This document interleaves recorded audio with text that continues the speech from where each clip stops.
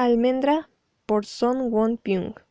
Capítulo 1. Ese día hubo un herido y 6 muertos. Primero mamá y la abuela, luego un estudiante universitario que quiso disuadir al hombre. A continuación, 2 señores cincuentones que iban al frente de un grupo del Ejército de Salvación y un policía. Y, por último, el propio hombre. Se eligió a sí mismo como el destinatario final de sus cuchillazos indiscriminados. Se clavó el arma bien hondo en el pecho, y al igual que las otras víctimas, murió antes de que llegaran las ambulancias. Como siempre, yo me quedé viendo todo lo que sucedía con cara inexpresiva. Capítulo 2. El primer suceso ocurrió cuando yo tenía 6 años. Los síntomas aparecieron mucho antes, pero fue entonces cuando la cosa salió a la luz. De todos modos, fue bastante más tarde de lo que había previsto mamá. Fue una negligencia de su parte, porque ese día no vino a buscarme al jardín de infancia. Según me contó después, estaba con mi papá, al que hacía años que no veía. Acariciando las paredes desvaídas del osario donde descansaban sus restos, le dijo que iba a olvidarlo. No había conocido a otro hombre, pero quiso decírselo de todos modos. Mientras ella le ponía de esta manera el punto de final a su historia de amor, se olvidó por completo de mí, que era el fruto imprevisto de esa relación de juventud. Después de que se marcharon los demás niños, salí tranquilamente del jardín. Todo lo que sabía a los 6 años acerca de dónde estaba mi casa era que quedaba en algún lugar al otro lado del puente. Al llegar allí, saqué la cabeza por la barandilla. Abajo, los coches corrían veloces deslizándose sobre el asfalto. De pronto me acordé de haberlo visto hacer en algún lado y junté toda la saliva que pude para darle a alguno de los coches que pasaban. Pero la baba desapareció en el aire antes de que llegara al suelo. Repetí la operación varias veces, absorta en lo que ocurría, hasta que me sobrevino un marco y me sentí como flotando. ¿Qué haces, niño? No hagas porquerías. Levanté la vista y vi una señora que me miraba mal. Sin embargo, siguió su camino como los coches deslizándose sobre el asfalto, y volví a quedarme solo. Para bajar del puente había escaleras en los 4 costados, pero yo no sabía qué dirección tomar. De todos modos, el paisaje que se veía era igual gris y frío hacia ambos lados. Pasaron unas palomas sobre mi cabeza batiendo sus alas, así que decidí seguirlas. Cuando me di cuenta de que me había equivocado de camino, ya había ido demasiado lejos. En ese entonces, nos enseñaban en el jardín la canción Hacia adelante, y pensé, como decía la letra, que el mundo era redondo y que en algún momento llegaría a casa si iba siempre hacia adelante. De modo que seguí moviendo sin descanso mis pequeños y torpes pies. Un buen rato después, la avenida se convirtió en una calle estrecha y enfilada por casas viejas. No se veía a nadie. Sobre las paredes derruidas había pintados números desconocidos y leyendas en rojo que decían «Vivienda vacía». De repente oí un grito quedo. ¿Había sido un A o un O? Quizá un A, como sea. Había sido breve y bajo. Fui en dirección de donde pertenecía. El sonido se fue acercando. A veces como un otras veces como un I. Sonaba tras la esquina y hacia allí fui sin vacilar. Había un chico tirado en el suelo. No podía estimar su edad, pero era de contextura pequeña. Sobre su cuerpo se cernían y se retiraban sin descanso unas sombras negras. Le estaban pegando. Los gritos cortos no provenían del chico, sino de las sombras que lo rodeaban. Sonaban a algún arte marcial. Estaban dándole patadas y arrojándole escupitajos. Después me enteré de que eran chicos de secundaria, pero en ese momento me parecieron adultos. Al parecer, hacía rato que lo golpeaban, porque el chico tirado no se resistía ni se quejaba, sino que se zarandeaba hacia un lado y otro como un muñeco de trapo. Una de las sombras le dio un puntapié en el costado a modo de remate, y a continuación desaparecieron todos. El chico estaba bañado en sangre como si le hubieran echado encima un tarro de pimienta roja. Me acerqué. Tendría unos 11 o 12 años, es decir, el doble de mi edad, pero no me pareció mayor, sino un niño como yo, como un cachorro recién nacido. Su pecho subía y bajaba con rapidez al ritmo de su respiración breve y frenética. Era evidente que corría peligro. Volví sobre mis pasos. El callejón seguía desierto y lo único que veía eran las confusas leyendas rojas sobre las paredes grises. Después de deambular un rato, encontré una pequeña tienda de dulces y comestibles. Tras abrir la puerta corrediza, me dirigí al dueño. «Señor». En la televisión estaban poniendo Diversión en Familia. El dueño se reía entre dientes mirando el programa y no parecía haberme oído.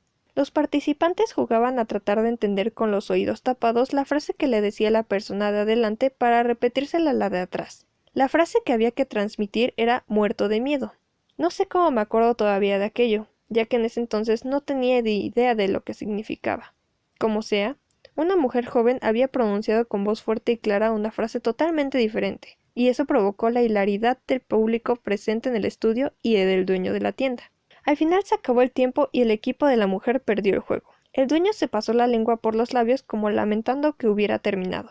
Señor, repetí. Sí, dijo dándose la vuelta por fin. Hay alguien tirado en la calle. ¿En serio? Respondió sin hacer mucho caso y acomodándose mejor. En la televisión, los equipos se aprestaban a enfrentarse en una revancha que daba muchos puntos y podía revertir el resultado de la competencia. Se puede morir, le dije, toqueteando los caramelos que se exhibían en orden bajo la vitrina del mostrador. ¿Sí? Sí, de verdad. Justo en ese momento giró de nuevo la cabeza hacia mí. Dices cosas terribles como si nada. ¿No te han enseñado que no se debe mentir? Me quedé callado un momento buscando palabras que sonaran más convincentes, pero mi vocabulario no era lo que se puede decir muy amplio a los 6 años. Como no se me ocurrió otra cosa que sonara más real que lo que acababa de decirle, volví a decir, se puede morir. Capítulo 3.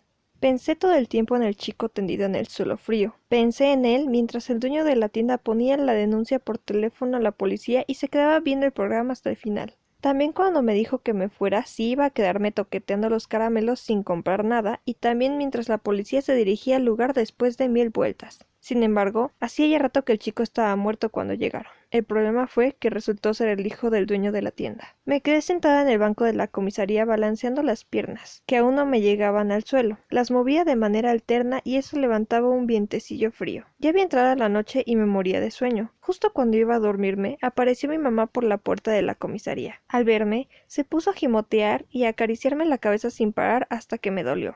Pero, antes de que se apaciguara su alborozo por haberme encontrado, volvió a abrirse la puerta y entró el dueño de la tienda. Llegó con la cara bañada en lágrimas y lanzando aullidos desgarradores mientras lo sostenían varios policías. Tenía una expresión completamente diferente a cuando estaba en la tienda viendo la televisión. Se dejó caer en cuclillas temblando y empezó a golpear el suelo con los puños. De pronto, se levantó de un salto y comenzó a gritar y a señalarme con el dedo. No podía entender todo lo que me decía, pero logré captar lo siguiente. Si lo hubieras dicho de un modo más serio, no habría sido tan tarde. A su lado, un policía lo calmó diciéndole, ¿no ve que no es más que un niño? Y lo sostuvo cuando se dejó caer de nuevo al suelo. No comprendía por qué me reprendía aquel señor. Yo era serio todo el tiempo. De hecho, jamás me reía ni me excitaba, de modo que no habría ninguna razón para que me dijera aquello. Sin embargo, como era demasiado pequeño para expresarlo en palabras, me quedé callado. Fue mi mamá la que habló en mi lugar. En un abrir y cerrar de ojos, la comisaría se volvió en un caos por los gritos del hombre que había perdido a su hijo y los gritos de la mujer que había encontrado al suyo. Esa noche jugué con los bloques de construcción, como siempre. Hice una jirafa que se convertía en un elefante cuando le doblaba el cuello hacia abajo. A mi lado, mi mamá no dejaba de escrutarme. ¿No tuviste miedo?, preguntó. No, le respondí. No sé cómo, pero muy pronto corrió el rumor de lo que pasó aquel día. Sobre todo, el hecho de que no se me movió un músculo de la cara a pesar de que vi a una persona morir a golpes. A partir de entonces, comenzaron a ocurrir las cosas que tanto preocupaban a mi mamá. Todo se agravó cuando entré en la escuela primaria. Un día, una niña que caminaba delante de mí cuando salíamos de la escuela tropezó con una piedra y se cayó de bruces. Como me impedía el paso, me quedé esperando a que se levantara con la vista fija en el pasador de Mickey Mouse que sujetaba su pelo a la altura de la nuca. Sin embargo, la niña se quedó tirada en el suelo sin parar de llorar. De pronto apareció su madre y la ayudó a ponerse en pie. ¿No sabes preguntarle a una compañera que se ha caído si no se ha hecho daño? Eres peor de lo que me han contado, dijo la madre mirándome enfadada. No se me ocurrió qué contestarle, así que me quedé con la boca cerrada. Los chicos se arremolinaron alrededor de nosotros al percatarse de que había pasado algo y sus cuchicheos llegaron hasta mis oídos. No podría asegurarlo, pero creo que repetían lo que me acababa de decir la madre de la niña. La que me salvó de aquella situación fue mi abuela. Apareció de la nada, como Wonder Woman, y me alzó en sus brazos. No hable sin saber. Su niña tropezó por accidente. ¿Por qué le echa la culpa a mi nieto? Después de arremeter ásperamente contra ella, no se olvidó de darle su merecido también a los chicos. ¿Qué están mirando? ¿Les parece divertido? Fuera de aquí, mocosos. Cuando nos alejamos del gentío, alcé la vista para mirar a mi abuela. Tenía los labios fuertemente apretados. Abuela, ¿por qué dicen todos que soy raro? Borrando la mueca de su boca, me respondió. Será porque eres especial. La gente no soporta a los que son diferentes. ¡Ay, mi hermoso monstruito! Al decirme esto, me abrazó con tanta fuerza que me hizo daño en las costillas. Ya me habían llamado monstruo alguna vez, pero ella era la única que me lo decía sin darle un sentido negativo. Capítulo 4. Para ser sincero, me llevó bastante tiempo comprender el mote cariñoso que me puso la abuela. Los monstruos que había visto en los libros de cuentos no eran precisamente hermosos. De hecho, eran monstruos porque estaban muy lejos de ser bonitos. ¿Por qué me llamaba entonces mi hermoso monstruito? Incluso después de que aprendí que había algo que se llamaba paradoja para expresar ideas con conceptos contradictorios, el mote me confundía porque no estaba muy seguro de si mi abuela ponía el acento en lo de hermoso o en lo de monstruo. En fin, ella decía que me llamaba de esa manera porque me quería, así que decidí creerla. Lo primero que hizo mi mamá cuando la abuela le contó el incidente de la chica del pasador de Mickey Mouse fue echarse a llorar. Sabía que iba a pasar algo así, no me imaginé que sería tan pronto. No quiero oírte, si vas a llorar, hazlo en tu habitación. Mamá interrumpió sus sollozos asustada por el enfado de la abuela, pero luego la miró de reojo con furia, y se puso a llorar todavía más fuerte. La abuela chasqueó la lengua, sacudió la cabeza de un lado a otro, lanzó un largo suspiro y fijó la mirada en un rincón del techo.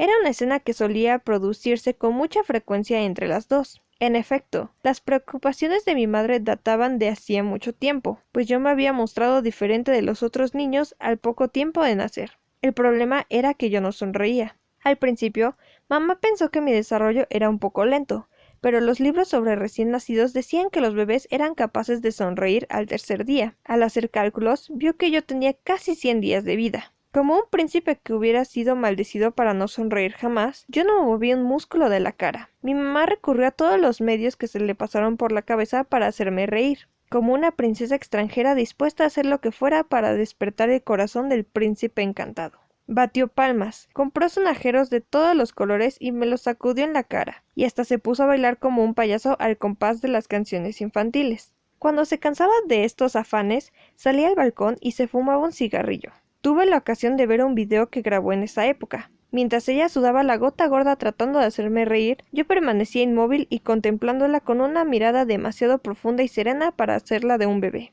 En resumen, no hubo manera de hacerme reír. El pediatra del barrio que consultó no fue de gran ayuda. Salvo que no reía, mi estatura, peso y comportamiento entraban dentro de los parámetros normales de los bebés de mi edad. Después de la revisión, el médico le restó importancia al asunto y le dijo que se fuera tranquila, que yo estaba creciendo sano y fuerte. Al oír eso, mi mamá se esforzó por tomarse las cosas con calma, diciéndose que lo único que ocurría era que yo era un poco más serio que los demás niños. Sin embargo, cuando cumplí el primer año sucedió algo realmente inquietante. Un día, mamá puso una tetera roja con agua caliente sobre la mesa. Mientras me daba la espalda y preparaba el biberón, estiré la mano para tocarla. La tetera se cayó al suelo y el agua caliente salpicó por todas partes. Todavía conservo una cicatriz borrosa como recuerdo de aquella quemadura. Me puse a llorar desconsoladamente y mamá pensó que en adelante le tendría miedo al agua hirviendo y también a la tetera roja. Al menos, ese era el comportamiento habitual de los demás niños. Sin embargo, no fue así. Aunque era caliente, si veía la tetera delante de mí, seguía extendiendo la mano como si no hubiera pasado nada. Pero eso no era todo. No me asustaba el anciano tuerto que vivía en el piso de abajo, ni del enorme perro negro que tenía atado en el cantero de flores del edificio. Me quedaba mirando tranquilamente la pupila blanquicia del viejo y, si mamá se descuidaba, me acercaba con la mano tendida al perro que me gruñía mostrándome los dientes. Todo eso a pesar de que había visto cómo el animal mordía a un niño vecino y lo dejaba sangrando. Naturalmente, mamá tenía que estar siempre pendiente para venir corriendo y salvarme de los peligros.